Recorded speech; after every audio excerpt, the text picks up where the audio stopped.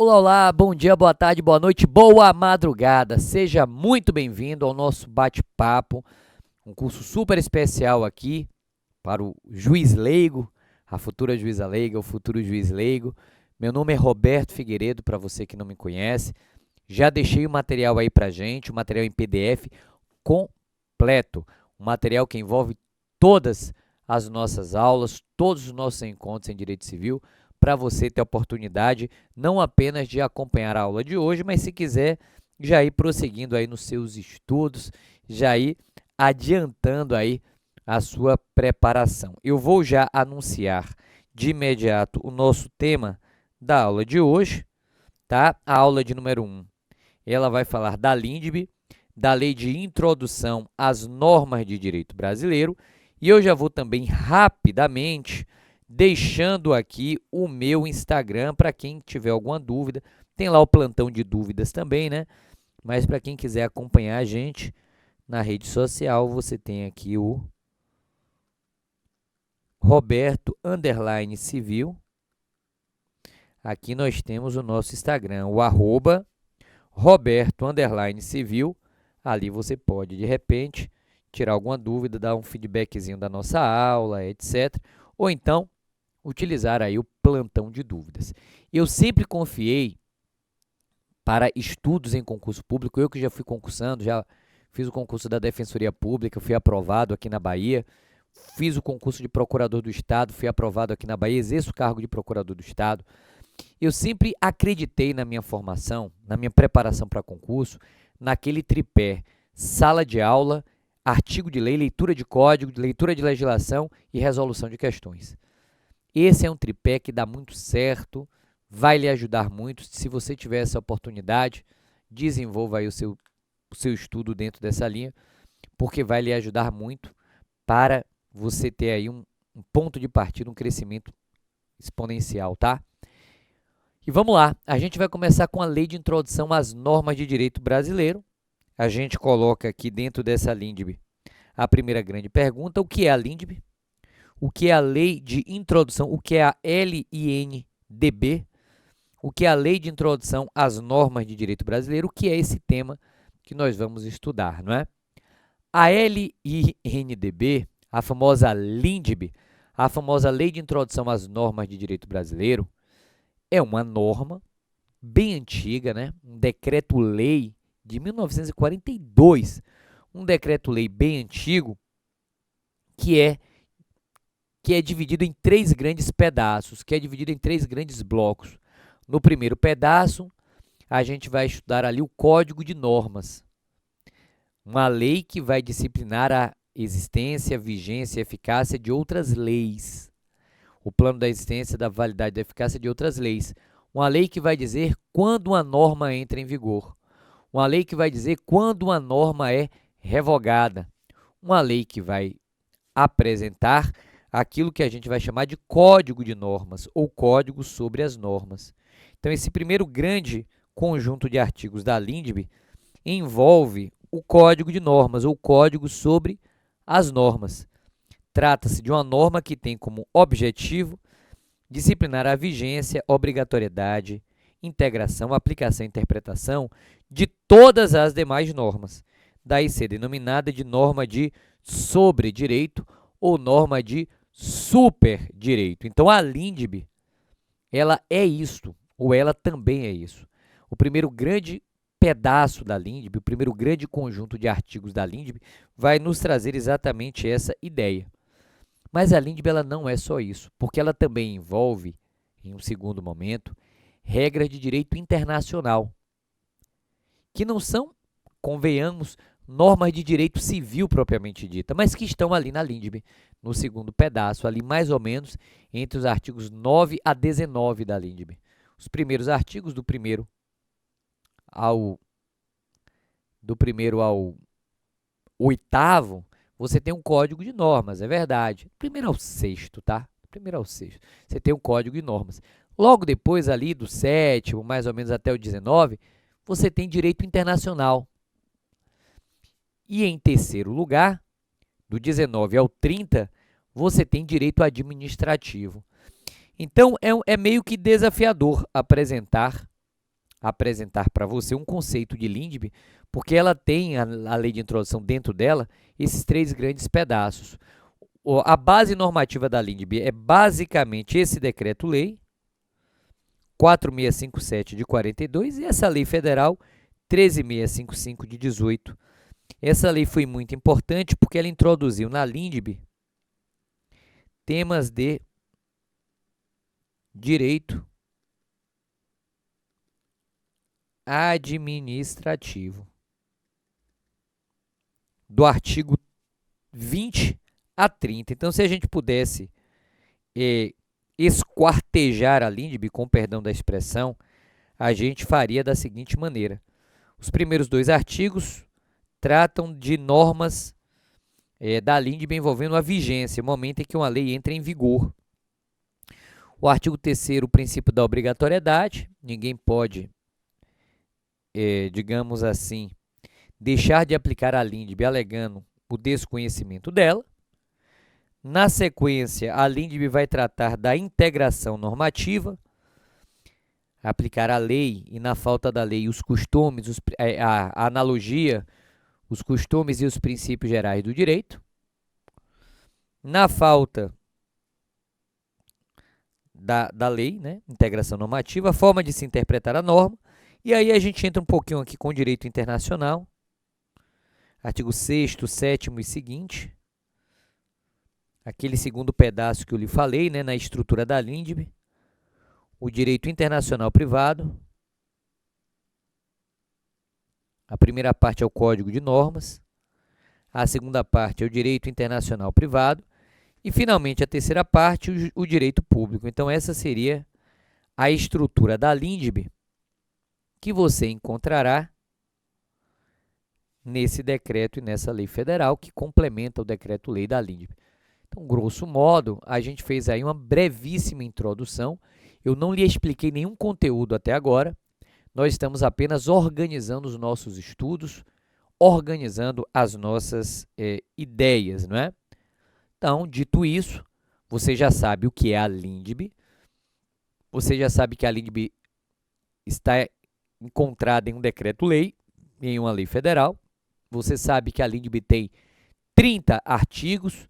Você sabe que a LINDB é dividida em 3 pedaços de conteúdo, né? Código de Normas, Direito Internacional Privado e Direito Administrativo. E é lógico que a nossa parte aqui envolve mais o Código de Normas. E feita essa introdução, me parece que agora nós temos condições de estudar um pouco melhor essa lei de introdução às normas de direito brasileiro. É o que nós faremos a partir desse momento, é o que nós faremos a partir de agora. Agora sim, introduziremos o primeiro assunto mesmo. Agora sim, começaremos a estudar o primeiro assunto da LINDB. Olha ele aí na sua tela. Vigência normativa. Anote. Artigo 1º e 2º da LINDB. Vigência normativa. A gente começa a estudar esse assunto. Aliás, aqui, estatisticamente falando, é a pergunta que mais cai. É a pergunta que mais cai e a gente vai tratar um pouquinho desse assunto, tá? O futuro juiz leigo, a futura juíza leiga, precisarão, sem dúvida, relembrar do tema de vigência normativa, pode ser um tema na sua prova. Então, vamos começar o nosso bate-papo apresentando esse primeiro conteúdo? Vamos lá, o que seria a vigência normativa? Vigência normativa é a possibilidade de uma legislação gerar efeitos concretos no mundo jurídico por estar vigorando. Exemplo, para você entender. O CPC de 1973 não está vigendo, foi revogado. Não está gerando efeitos concretos no mundo jurídico. Já o CPC de 2015 está vigendo, está gerando efeitos no mundo jurídico. Portanto, vigência normativa é a possibilidade de uma norma gerar efeitos concretos no mundo jurídico. E o Código Civil trata desse assunto, a possibilidade de uma norma gerar efeitos concretos no mundo jurídico, trata desse assunto no tema vigência normativa. E o que a LINDB diz sobre esse tema, vigência normativa? Artigo 1º e 2º da LINDB. O que é que a LINDB diz sobre esse assunto? A LINDB vai nos ensinar, em primeiro lugar, que no Brasil a lei gera efeito concreto no mundo jurídico 45 dias após a sua publicação no território nacional, 45 dias após a sua publicação no território nacional ou 3 meses após a sua publicação no estrangeiro, no território fora do Brasil. A LINDB, portanto, traz uma regra de vigência normativa, e essa regra existirá, aspas, da LINDB, salvo disposição contrária, salvo disposição em contrário, salvo disposição em sentido contrário. A LINDB, portanto, apresenta uma regra, a regra da vigência normativa, momento a partir do qual uma lei produz efeitos concretos no mundo jurídico. E a LINDB dirá, salvo disposição em contrário, a lei só produz efeitos concretos 45 dias depois de publicada. Antes disso, ela não vai gerar efeitos concretos no mundo jurídico. No Brasil, antes disso, não. E no estrangeiro, 3 meses. Roberto, e onde é que está isto? Onde é que está isso para eu encontrar na leitura da minha legislação? Olha, você encontra isso no artigo 1º. Salvo disposição contrária, a lei começa a vigorar em todo o país. Quanto tempo depois? Anote isso, por favor. 45 dias depois de oficialmente publicada. Quero lhe lembrar que essa contagem se dá em dias corridos, nada de dias úteis, dias corridos, porque não é prazo processual, é prazo em dias. E essa contagem incluirá o dia da publicação, incluirá o último dia e vigorará no dia subsequente. Então, eu incluo o dia da publicação, eu incluo o último dia e ela começa a vigorar no dia subsequente. A gente precisa, portanto, ficar atento a isso. A gente precisa, portanto, atentar-se para esse problema. 45 dias depois de oficialmente publicada no Brasil. E se entrar em vigor num sábado, no domingo ou feriado, vai estar vigorando também. Então, eu incluo o dia da publicação, eu incluo o último dia, passa a vigorar no dia subsequente, seja ele sábado, domingo ou feriado. Exemplo, a lei foi publicada no dia 3 de outubro de 2019 e disse essa lei, de 3 de outubro de 2019, que ela passaria a vigorar 5 dias após a sua publicação. Então, eu incluo o primeiro dia, incluo o último e ela passa a vigorar no dia subsequente. Lembra? Então, vamos contar? 3, 4, 5, 6, 7. Dia subsequente. A lei começará a vigorar no dia 8 de outubro. Aí ela estará vigendo, ela estará gerando efeitos concretos no mundo jurídico. Antes disso, ela não estará vigendo, ela não estará gerando efeitos concretos no mundo jurídico. Tá, dentro do território nacional. Depois de oficialmente publicada. Cuidado, porque na prova vai aparecer uma pegadinha. Na prova vai aparecer promulgada. Fuja de promulgação. Não é promulgada, é publicada. Fique atento a isso. E no estrangeiro, a obrigatoriedade da lei, quando admitida, se inicia 3 meses depois de oficialmente publicada. Então, você ficou atento aí. 45 dias no Brasil, 3 meses. Mas atenção, fora do Brasil, hein? 3 meses fora do Brasil. E atenção, salvo disposição em contrário. Salvo disposição em contrário. Salvo disposição contrária. Significa dizer, portanto, que a própria lei ela pode disciplinar de outra forma. A própria lei ela pode disciplinar em sentido contrário, tá? Bom, avançando no tema, a gente entra aqui em um assunto que a doutrina vai chamar de correção a texto de lei. Correção a texto de lei. E a LINDB ela vai trazer a solução para o problema da necessidade de se corrigir um texto de lei. A LINDB vai trazer a solução em 2 circunstâncias. A primeira circunstância é correção a texto de lei durante a vacatio legis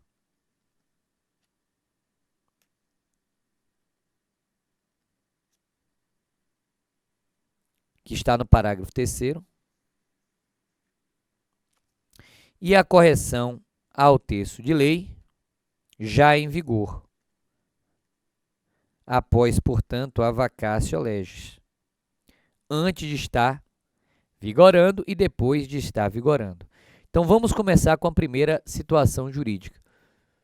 Se antes de entrar a lei em vigor ocorrer nova publicação de seu texto destinada à correção, perceba, antes de entrar a lei em vigor, ocorrer nova publicação de seu texto destinada à correção, o prazo deste artigo e dos parágrafos anteriores começará a ocorrer da nova publicação. Então, durante a vacatio legis, eu tenho a mesma lei, o mesmo número dela, e eu tenho uma interrupção do prazo. O prazo é interrompido, porque esse prazo começará a correr da nova publicação. Confere? Então, durante a vacatio legis, parágrafo 3º, eu corrijo o texto de lei com o mesmo número de lei e eu interrompo o prazo é zerado. Agora, e se a lei já estiver em vigor? As correções a texto de lei em vigor consideram-se lei nova, possuem status, equivalem a uma nova lei, e eu preciso estar atento a isso. Configuram lei nova, equivalem a uma nova lei. Então, se já está em vigor, eu posso corrigir? Posso, através de uma lei nova. Seria uma nova lei, é o que vai dizer o parágrafo 4º do artigo 1º da LINDB, tá?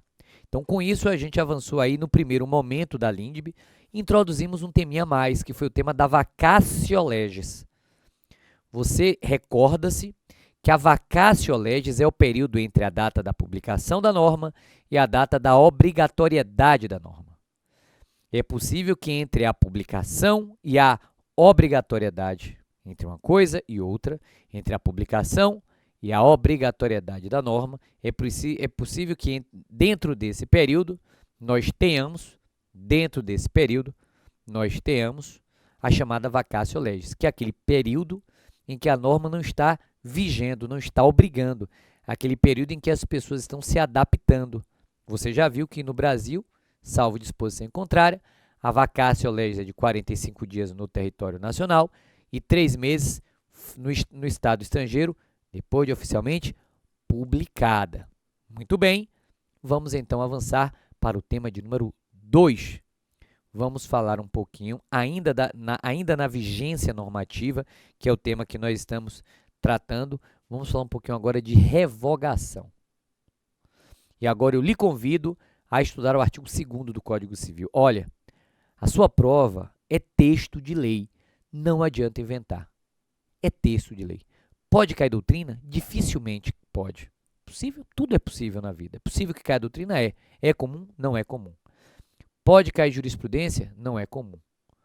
O que é comum em direito civil? Artigo de lei. Então, a gente precisa ficar atento a isso, tá?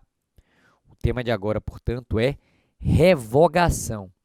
E esse assunto está dentro da vigência normativa. Eu lhe convido agora a ler conosco o artigo 2º da LINDB. E o artigo 2º da LINDB traz o princípio da continuidade da norma. O princípio da continuidade ou da permanência da norma. E o probleminha da revogação. Olha o que diz o artigo 2º. Não se destinando à vigência temporária, a lei terá vigor até que outra lei a modifique ou a revogue. Confere? Então, vamos tirar essa parte daqui, que aqui é outra coisa. Aqui eu não quero ver o resto depois disso, eu quero ver só isso. Não se destinando à vigência temporária, a lei terá vigor até que outra a modifique, até que outra lei a revogue. Isso tem nome? Tem. Qual é o nome disso? Princípio da continuidade ou da permanência da lei. A lei, se ela não for temporária, ela vigorará e continuará vigorando. A lei ela permanecerá gerando efeitos. Então, sintetizando, no Brasil 45 dias, fora do Brasil 3 meses. Uma vez publicada, essa lei continuará vigorando. Então, a lei é promulgada, ou seja, reconhece a existência e a validade dela, né? Aí ela vem o quê? Para se tornar pública. Aí ela é publicada. E uma vez publicada, ela vai gerar efeitos 45 dias após a sua publicação no Brasil ou 3 meses, sendo que, nesse período, ela pode sofrer correções a texto de lei durante a vacácio e depois da vacácio legis. Uma vez promulgada, uma vez vigorando, teremos o princípio da continuidade ou permanência, que significa uma coisa muito simples. Somente uma nova lei revoga uma velha lei. Lei nova pode revogar a lei velha. Lei só é retirada do mundo jurídico com outra lei, apenas por outra lei. Eu não posso retirar do mundo jurídico a não ser que eu tenha uma nova lei. A não ser que eu tenha uma nova lei, tá? Então, a gente tem aqui o chamado princípio da continuidade ou da permanência. Princípio da continuidade ou da permanência da norma. Atenção! Costumes não revogam lei no Brasil. Os costumes não revogam a norma. O desuetudo, que é a revogação da lei pelos costumes, olha que palavra estranha, desuetudo, não é aplicado no Brasil. Porque no Brasil, costume não revoga a lei. No Brasil, apenas lei revoga a lei. Então, fique atento a esse assunto. E aí, a gente avança para um tema muito importante, que é o tema da revogação. E aí, você se perguntaria, o que é a revogação? O que é esse assunto que eu preciso estudar agora? Revogação é a retirada da norma do ordenamento jurídico através de outra norma. E aí, o que é que a gente precisa recordar? A revogação, quanto ao alcance, ela pode ser absoluta, que é uma revogação total, que é chamada de ab-rogação.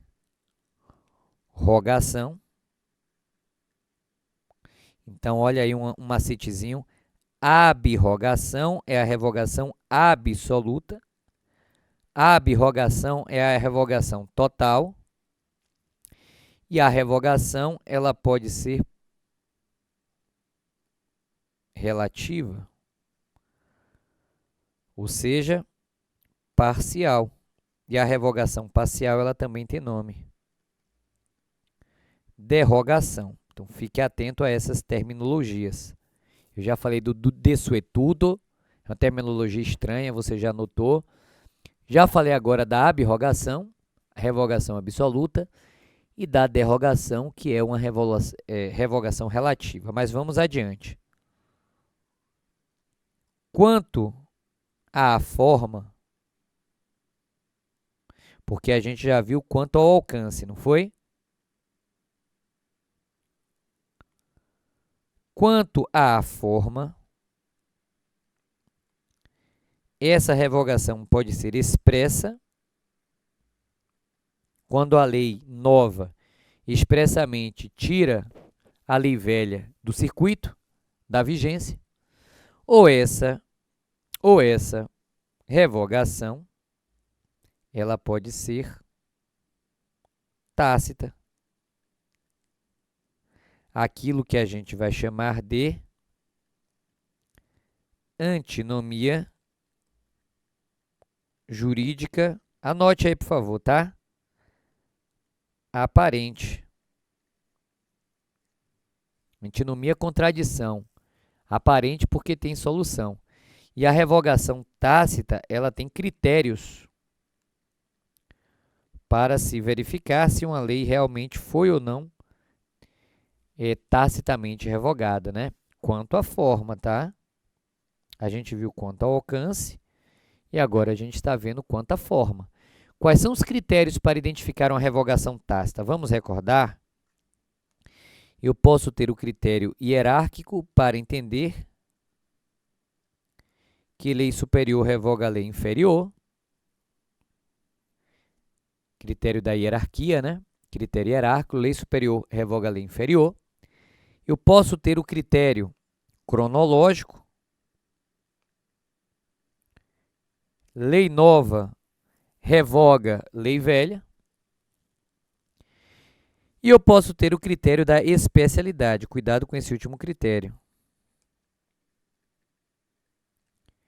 Lei especial prevalece sobre lei geral. Lei especial não é revogada por lei genérica, não é revogada por lei geral. Então, tudo isso está dentro do tema da vigência normativa. A vigência normativa é o momento a partir do qual a lei gera efeitos concretos no mundo jurídico. Dentro do Brasil, 45 dias, em regra, fora do Brasil, 3 meses.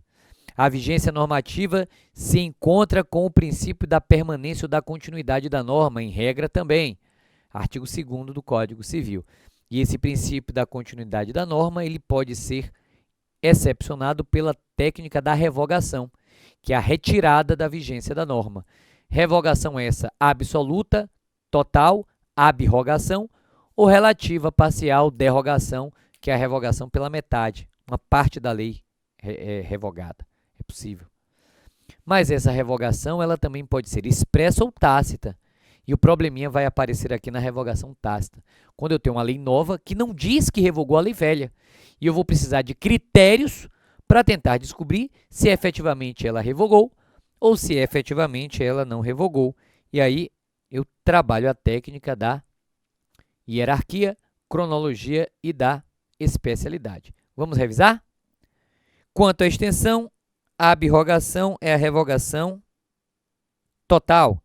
Exemplo, Código Civil de 2002 ab-rogou de 16. Derrogação é a revogação parcial. Exemplo, o Código Civil de 2002 derrogou o Código Comercial. Quanto à modalidade expressa ou tácita, lembra? Dentro da tácita, a gente tem os critérios. Critério cronológico. Lei nova revoga a lei velha.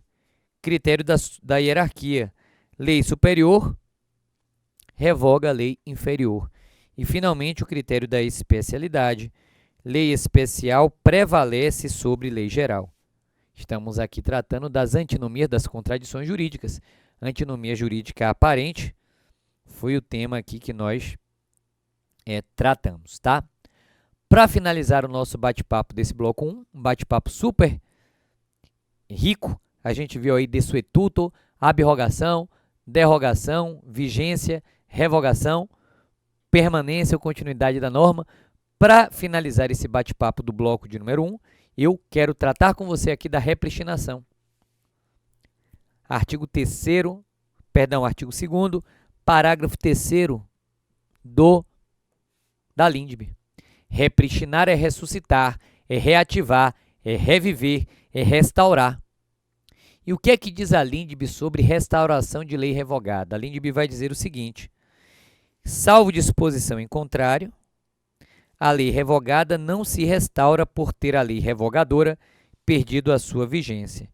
Então, qual é a regra muito simples? A regra muito simples é a lei que revogar uma lei revogadora não faz ressuscitar, não faz renascer, não faz ressurgir a lei revogada. Lei revogada não é ressuscitada, restaurada, repristinada automaticamente, porque no Brasil não há a repristinação automática, não. No Brasil, a repristinação tem que ser expressa. Então, a lei A entra em vigor, se ela for revogada pela lei B e se depois a lei B for revogada pela lei C, isso não gera a reativação, isso não gera a ressuscitação da lei A. Porque repristinação no Brasil não é automática.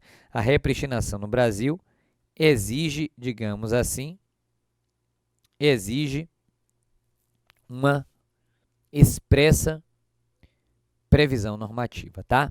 Finalmente, lembre-se do artigo 3º da LINDB, que contempla o princípio da obrigatoriedade da norma. Ninguém se excusa de cumprir a lei, alegando o seu desconhecimento, tá? Com isso, nós tratamos dos 3 primeiros artigos da Lei de Introdução às Normas de Direito Brasileiro e fizemos uma apresentação importante do Instituto. Daqui a pouco a gente volta para prosseguir nos nossos estudos. É rapidinho, volto já.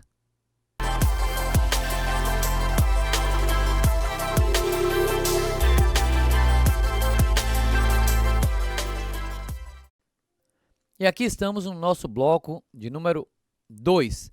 E o tema que inaugura o nosso bate-papo é o sistema de integração da norma. Artigo 4º da Lei de Introdução às Normas de Direito Brasileiro. A LINDB, em seu artigo 4º, ela traz uma regra. Ela vai dizer o seguinte: o juiz deve decidir com base na lei.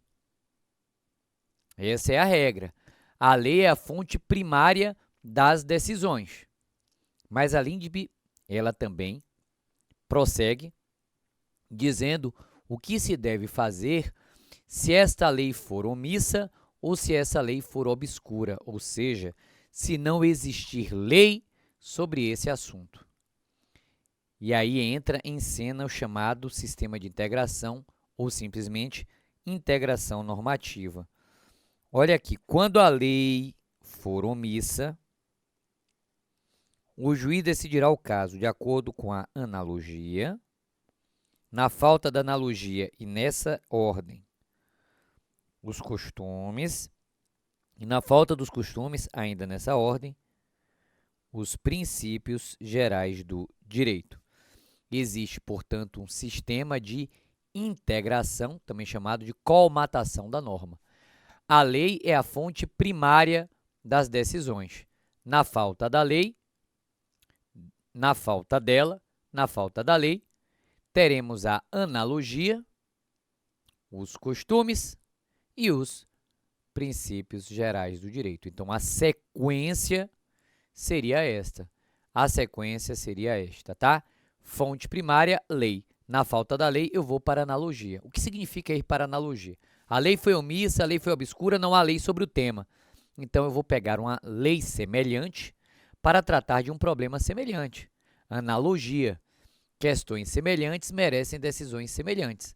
Analogia legis, se eu pego um artigo de lei apenas para resolver, ou analogia iuris, se eu pego um sistema normativo para resolver. Então, a ideia seria essa. Na falta da lei, eu vou para a analogia e decido questões semelhantes, pego leis semelhantes para decidir questões semelhantes. Onde há a mesma razão, aplica-se o mesmo direito. Ubi idem ratio, ibi idem ius, já diriam os romanos.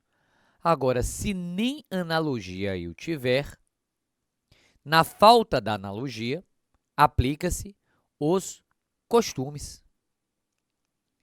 Se nem costume tiver, aplica-se os princípios gerais do direito. Perceba que não aparece aqui a palavra equidade.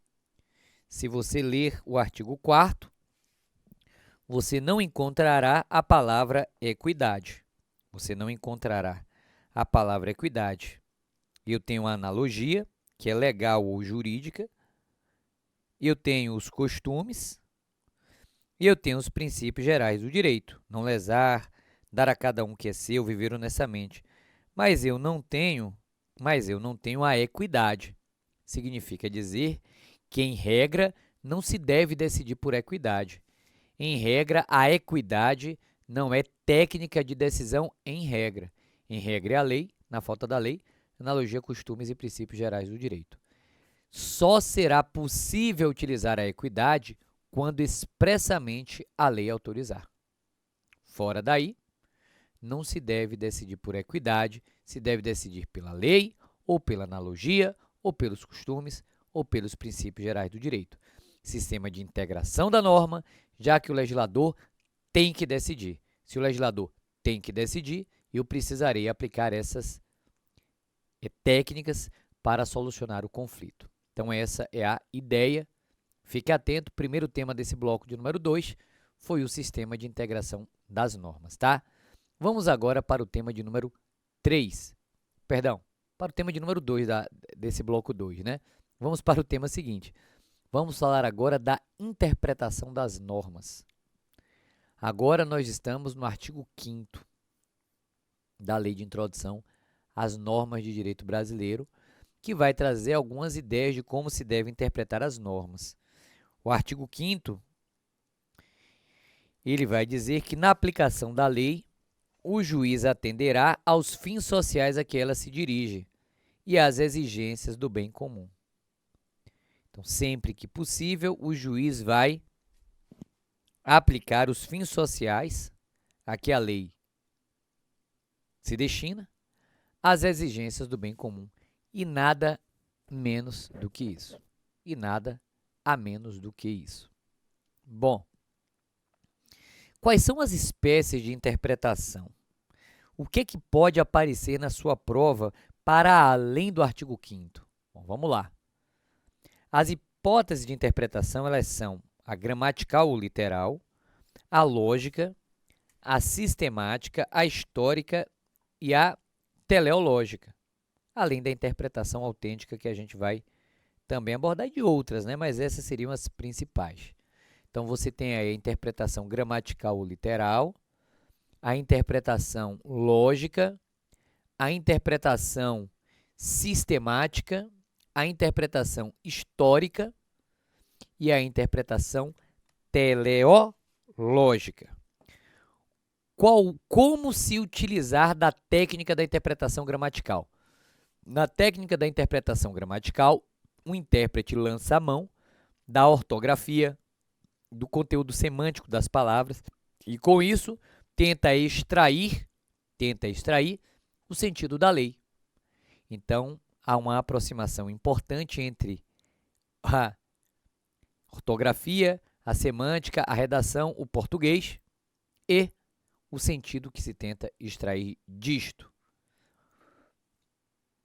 Alguns vão chamar essa interpretação também de literal, pela literalidade, por aquilo que está escrito na lei. É uma forma de se interpretar.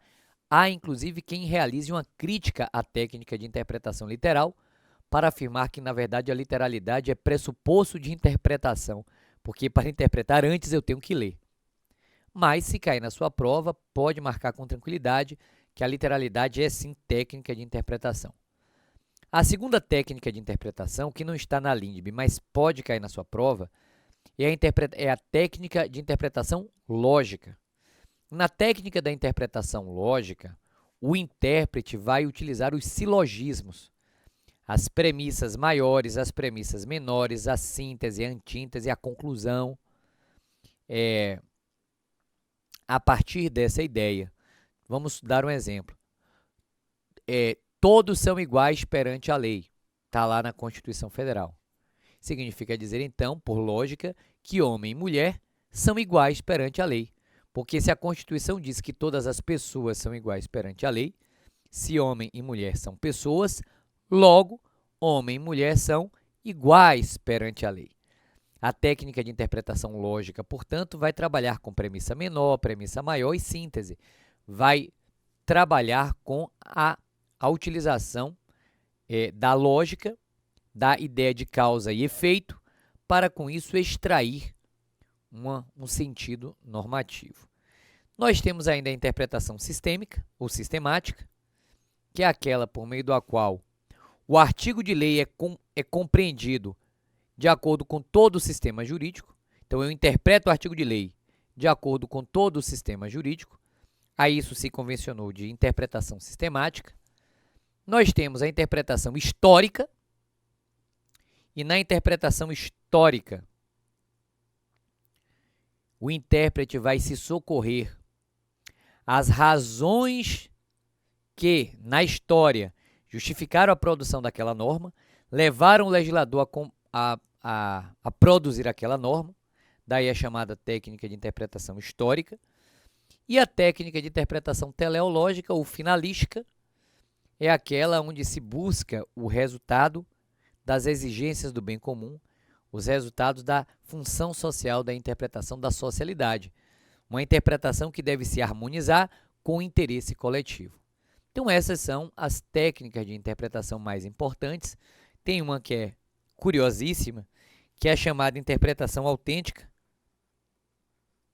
que é aquela realizada pelo próprio legislador que produziu a norma. é quando o legislador que produz a norma, ele dá um resultado ampliativo, declaratório, restritivo, é quando o legislador que produz a norma, ele produz uma nova norma, explicando como se deve interpretar aquela antiga. Por isso que se diz que é uma interpretação autêntica, porque ela brota do próprio produtor da norma, do próprio, digamos assim, legislador, e ela, portanto, é uma pegadinha interessante. Às vezes o seu avaliador em uma prova vai querer lhe atrapalhar na interpretação autêntica. Às vezes ele aparece assim: interpretação autêntica é aquela feita pelos tribunais, falso. É aquela feita pela doutrina, falso. É aquela feita pelo próprio legislador, verdade. Essa é a interpretação autêntica. Se ligue nela, fique atento a isso, tá? Bom, avançando, nós temos ainda o próximo tema, agora sim o tema de número 3 do bloco de número 2. Agora nós temos o tema da irretroatividade da norma. Você que já estudou integração da norma, você que já estudou interpretação da norma, estude com a gente agora irretroatividade da norma. Irretroatividade da norma. A norma, em regra, ela não retroage. Isso está dito no artigo 6º da LINDB. É um tema de direito intertemporal, digamos assim. A aplicação da lei no tempo. E a lei tem eficácia geral e abstrata daqui para frente. Daqui para frente. Porque, em regra, a lei não retroage. Em regra, a lei não tem eficácia retroativa. Onde isso está dito, você encontra isso no artigo 6º da LINDB. A lei em vigor terá efeito imediato e geral. Imediato e geral. Respeitado o ato jurídico perfeito, o direito adquirido e a coisa julgada. A lei, em regra, não retroage. Por que ela não retroage? Por uma questão de segurança jurídica. Porque os atos jurídicos perfeitos e acabados que foram praticados antes dela devem ser respeitados. Porque o direito adquirido das pessoas, constituído antes da nova lei, deve ser respeitado. Porque as decisões judiciais transitadas em julgado antes daquela lei devem ser respeitados. Logo, é dentro dessa circunstância, é dentro dessa casuística que se deve ter esse tipo de interpretação, que se deve ter esse tipo de resultado. A lei, em regra, não tem eficácia ex tunc, não retroage. A lei, em regra, tem eficácia ex nunc, da data da sua vigência em diante. Se eu, portanto, construo uma residência neste imóvel e se amanhã é publicada uma lei proibindo a construção de residência nesse imóvel, essa lei nova não me toca. Se eu já preenchi os requisitos para me aposentar e depois é produzida uma lei mudando os requisitos da aposentadoria, essa lei nova não me toca, porque eu já preenchi os requisitos legais, eu já tenho direito adquirido. A lei, em regra, portanto, não retroage. Mas por que você está dizendo, Roberto, em regra? Porque existem situações de exceção em que a lei pode retroagir, como, por exemplo, no direito penal, a famosa abolitio criminis, né? A famosa abolitio criminis. Se uma lei penal, ela abole um crime, ela vai retroagir para beneficiar aqueles que ainda não foram condenados, aqueles que ainda não tiveram sentença transitada em julgado condenatória, já que o crime foi objeto de revogação, de abolição, deixou de ser crime aquela prática. Um outro exemplo de, excepcionalmente, um efeito retroativo da norma está na anistia para tributos, que pode brotar de uma legislação. Se uma lei nova produz uma anistia, nós temos aqui também a revogação, vamos assim dizer, ou melhor, temos aqui o efeito retroativo de uma lei nova, o excepcional efeito retroativo de uma lei nova, tá? Então, essa é a ideia do princípio da irretroatividade da lei. Essa é a ideia daquela lei que, em regra, não deve retroagir. E quem nos diz isso? Já lhe falei, o artigo 6º da LINDB, o artigo 6º da Lei de Introdução às Normas de Direito Brasileiro. Vamos ficar atento a isso, né? Bom, lá no artigo 6º você tem a disciplina do direito adquirido, do ato jurídico perfeito e acabado e da coisa julgada nos parágrafos do artigo 6º. Vale muito a pena a leitura desses parágrafos. Vamos agora avançar, ainda dentro da LINDB, para o artigo de número 7. E vamos agora tratar do chamado princípio da territorialidade mitigada ou da territorialidade moderada no Brasil. E a gente trata desse assunto no artigo 7º da LINDB. O que é que o artigo 7º da LINDB nos traz de enriquecedor, nos traz de aprendizado? Ele nos traz a ideia de que, em regra, se aplica no território nacional a lei brasileira, territorialidade. Se aplica a lei brasileira em regra, mas excepcionalmente, se admite que a lei do domicílio do estrangeiro também se aplique para o estrangeiro aqui no Brasil. E é por isso que a gente utiliza a expressão territorialidade moderada ou territorialidade mitigada. Olha aqui o artigo 7º. A lei do país em que for domiciliada a pessoa, a lei do país em que for domiciliada, não é em que for nascida a pessoa não, tá? Por favor, atenção a isso. A lei do país em que for domiciliada a pessoa determina as regras sobre o começo e o fim da personalidade, o nome, a capacidade e os direitos de família. O que é que a gente vê aqui? Que alguns temas de direito civil, como personalidade, direito de família, nome, alguns temas de direito civil a eles vão se aplicar a lei do país em que for domiciliada a pessoa. Por isso que a gente pode dizer com muita tranquilidade que o Brasil abraça a teoria da territorialidade moderada ou mitigada, porque, em regra, no Brasil, eu aplico a lei brasileira no território nacional, territorialidade. Mas essa aplicação ela não é absoluta, ela é moderada, ela é mitigada, porque a LINDB vai trazer temas, vai trazer assuntos do domicílio do, digamos assim, do domicílio do estrangeiro e vai admitir que se aplique ao domicílio do estrangeiro as normas desse estrangeiro, não é? Com isso, dentro daquilo que nos é possível, dentro da quantidade de aulas que nós temos, aquela ideia de focar no que é mais relevante, nós estudamos a Lei de Introdução às Normas de Direito Brasileiro. Eu lhe recomendo que prossiga na leitura da LINDB e se você tiver alguma dúvida sobre a LINDB, sobre algum outro artigo, nós estamos à sua disposição no plantão de dúvidas para esclarecer todo e qualquer questionamento, tá?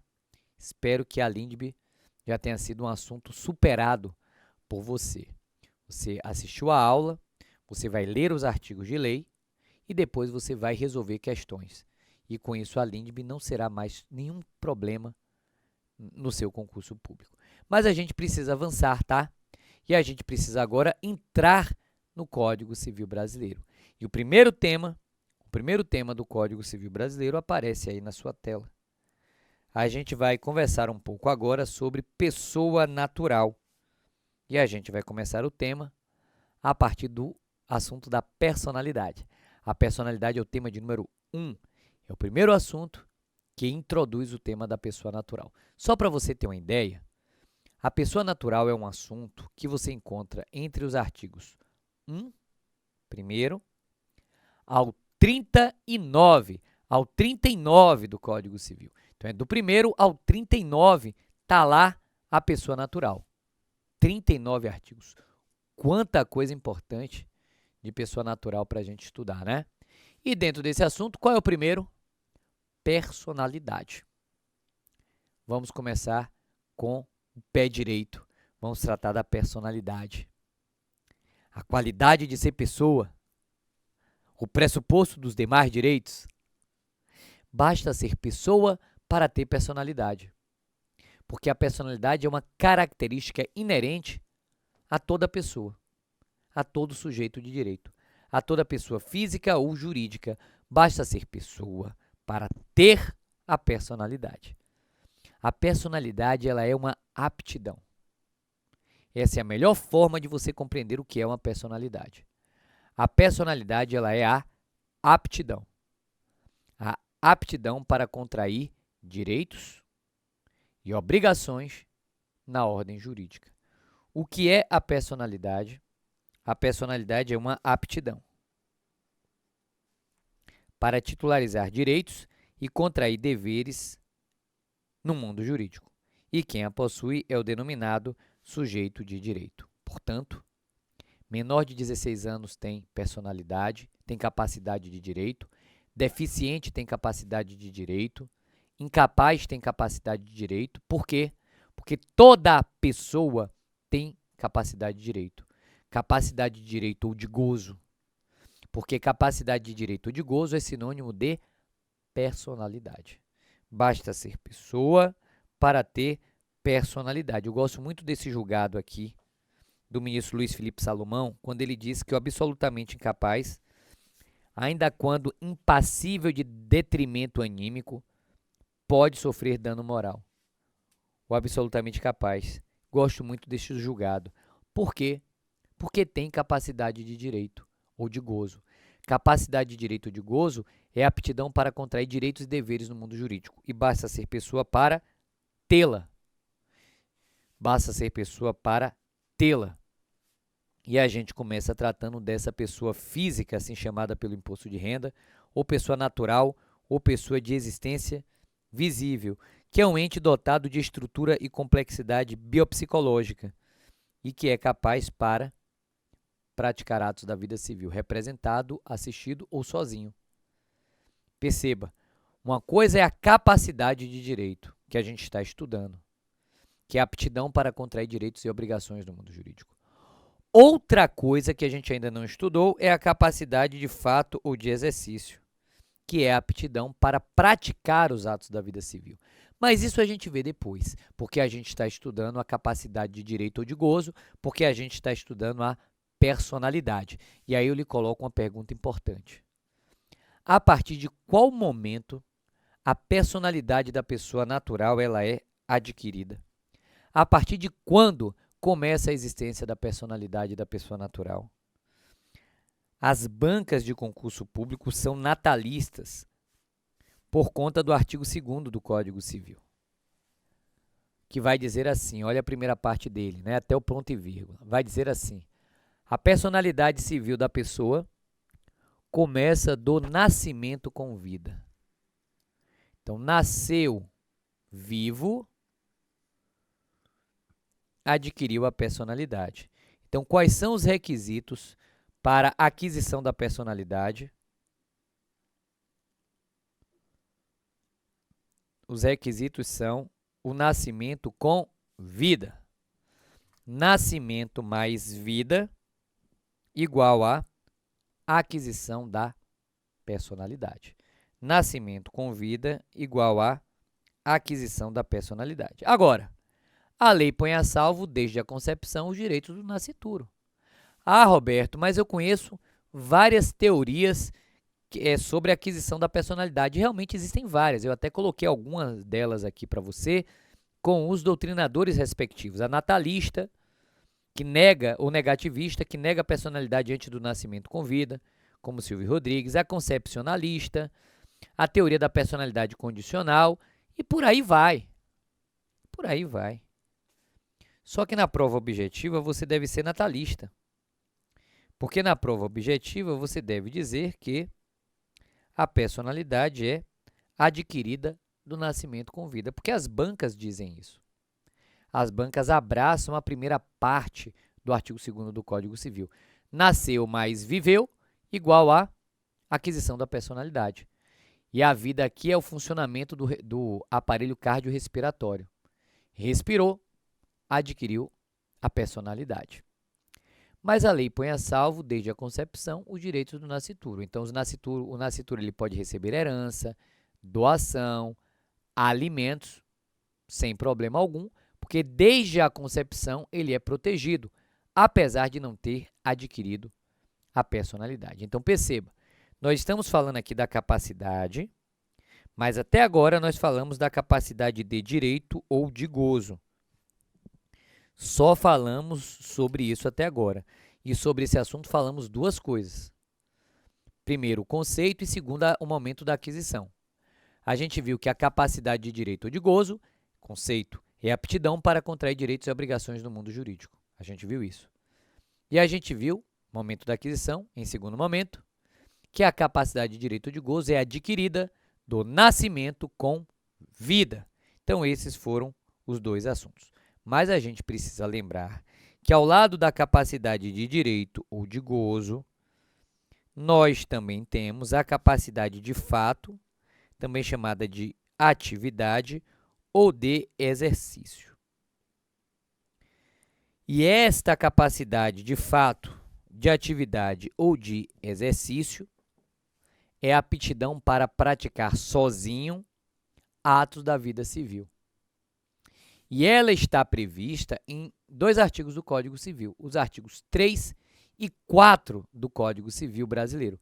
São os artigos 3 e 4 do Código Civil que trabalham a capacidade de fato ou de exercício.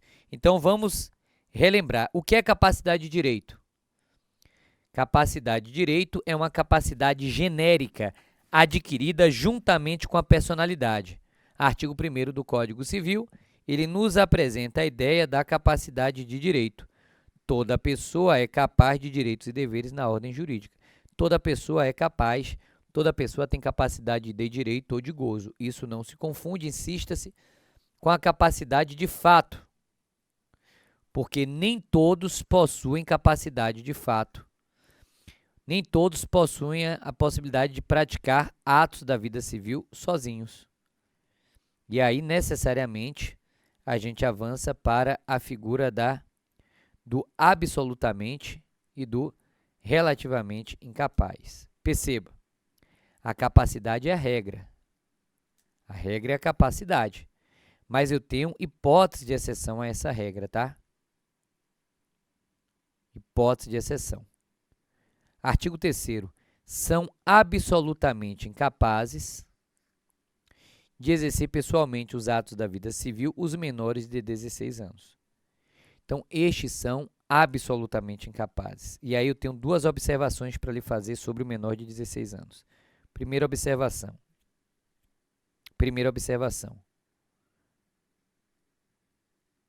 Não corre prescrição,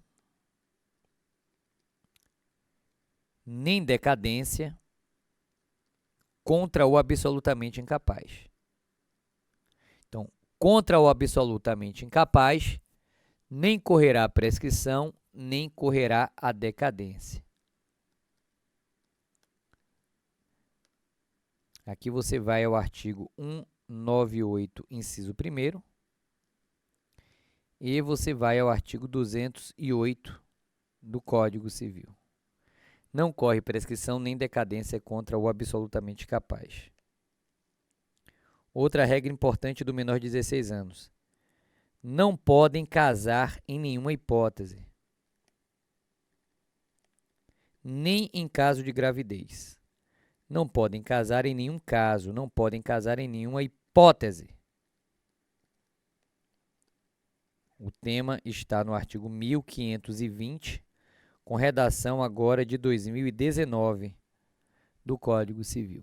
Então, o absolutamente incapaz é aquele que não pode praticar sozinho nenhum ato da vida civil. E o absolutamente capaz no Brasil é o menor de 16 anos. O menor de 16 anos no Brasil é o absolutamente incapaz. Ele não pode praticar nenhum ato da vida civil, ele precisa ser representado em todos os atos da vida civil. Ao lado do absolutamente capaz, nós temos os relativamente incapazes, aqueles que podem praticar certos atos da vida civil. E agora a gente vai para o artigo 4º do Código Civil, que vai dizer: são relativamente incapazes. E aí eu gosto muito dessa expressão porque ela nos deixa com uma clareza, né? São relativamente incapazes a certos atos. Então, alguns atos da vida civil. Os maiores de 16 e menores de 18 anos. Quem mais? Os ébrios habituais e os viciados em tóxicos. Quem mais é relativamente incapaz? Aqueles que, por causa transitória ou permanente, aqueles que não puderem exprimir a sua vontade são incapazes. E, finalmente, os pródigos. Essas pessoas não podem praticar sozinho certos atos da vida civil.